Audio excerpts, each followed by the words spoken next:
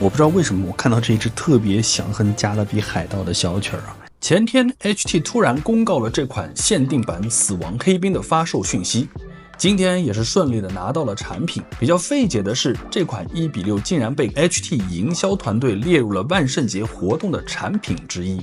不能因为人家带了个干瘪不整的脸，你就说人家是 Halloween 的吉祥物吧。还是一贯星战的这个包装体系啊。拿开第一层之后呢，我们会看到一个分会，这个也是我们星战的一个特色。那么这个分会上面呢，显然的印着就是我们的这个阿索卡剧集里面的这个人物的一个玩具的一个官图啊。死兵我们其实不陌生了，死兵已经出过很多个版本了。那么这个版本和其他版本会有什么样的区别呢？它的重量要比普通的死亡士兵轻了很多。我各位朋友们，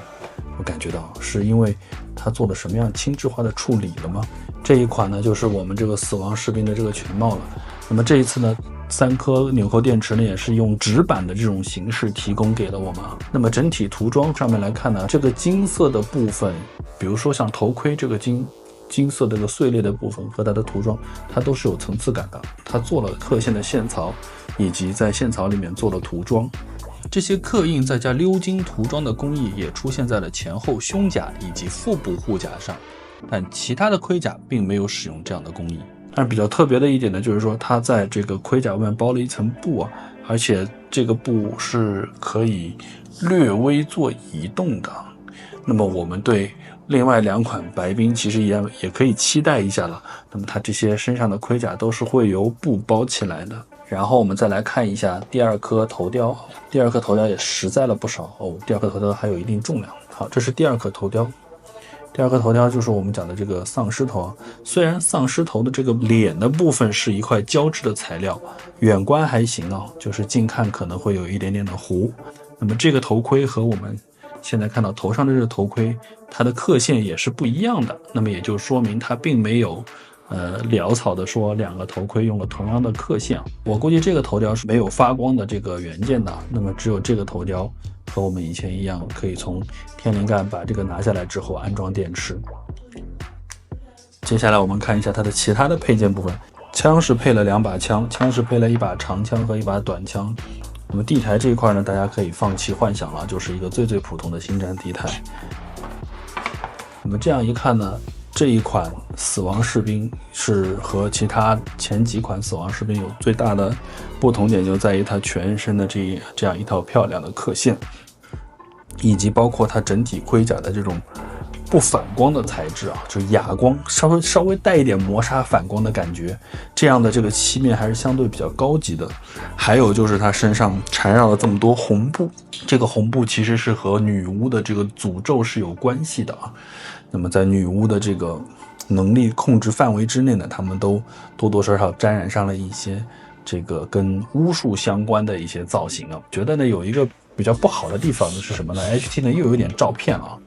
你看它这个官图上是这么的贼光溜亮，就可能是打了强光之后的感觉，但我们这个因为是打的柔光啊，所以就感觉它的磨砂感就特别的强烈。果然啊，打完射灯之后，它身上就有一种非常明显的光泽感。这个半面的面罩居然内部还是有一点细节的。我个人还是非常喜欢星战的某些设计的，尤其是它在这个这一段时间的整个盔甲的设计上面，它还是用了一些心思的，包括侠盗1号之后出现的这个死亡士兵啊，和改进过的其他的一些兵种啊，包括那个曾经一度飞上天的海岸兵啊。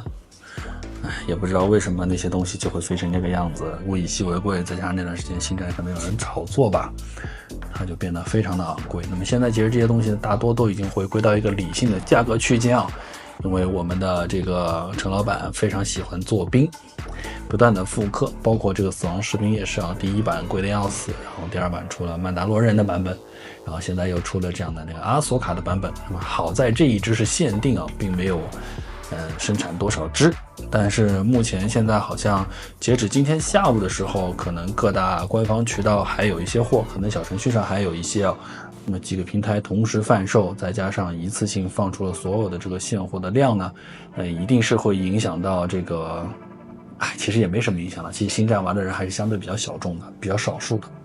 我个人是非常喜欢这一支兵的，如果有点实力的话呢，甚至可以考虑买2个放不同的头雕，因为它不同的头雕头顶上的刻线是不一样的。好吧，那么今天这一期节目呢就到这里结束了，我们晚上就更新吧。